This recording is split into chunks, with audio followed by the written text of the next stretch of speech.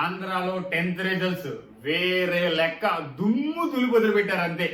Private schools కి ధీటుగా 596, 595, 594 అప్పట్లో యాడ్స్ వచ్చేవి. 1వ ర్యాంక్, 2వ ర్యాంక్, 3వ ర్యాంక్ అన్ని మావే. అలాగే గవర్నమెంట్ స్కూల్స్ కూడా దుమ్ము రేపు వదిలిపెట్టే ప్రైవేట్ స్కూల్స్ కి ధీటుగా మార్కులు వచ్చాయి. వసతులుండి, సౌకర్యాలుండి, ఒక విజనరీ గవర్నమెంట్ మాతో ఉంటే ఏదైనా సాధించగలమని గవర్నమెంట్ స్కూల్స్ ప్రూవ్ చేశాయి.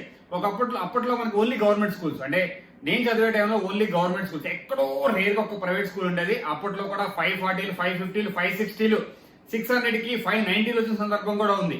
అంటే అప్పట్లో గవర్నమెంట్ స్కూల్స్ ఒకటే ఉండేవి కాబట్టి అప్పుడు టీచర్స్ కూడా కొంచెం చాలా ఇంట్రెస్ట్ ఉండేవాడు. ఇప్పుడంటే చాలా ఆప్షన్స్ వచ్చేసాయి కాబట్టి అటు ఇటు స్ప్లిట్ అవుతున్నారు. స్టిల్ గవర్నమెంట్ స్కూల్స్ లో వెల్ ఎడ్యుకేటెడ్ బీఈడీ చేసిన, మాస్టర్స్ చేసిన టీచర్స్ ఉంటారు. అలాంటి వాళ్ళకి మాత్రమే గవర్నమెంట్ జాబ్స్ వస్తాయి.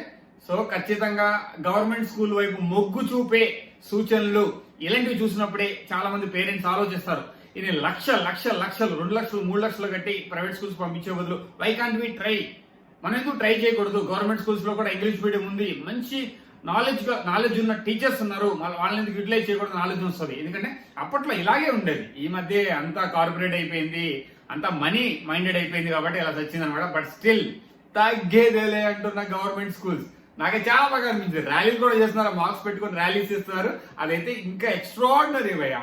సో నాకైతే చాలా హ్యాపీగా అనిపించింది, అందుకే వీడియో చేశాను. సో మీరు ఎంతమంది మీ ఒపీనియన్ ఎలా ఫీల్ అవుతున్నారో కమెంట్ సెక్షన్ లో కమెంట్ చేయండి.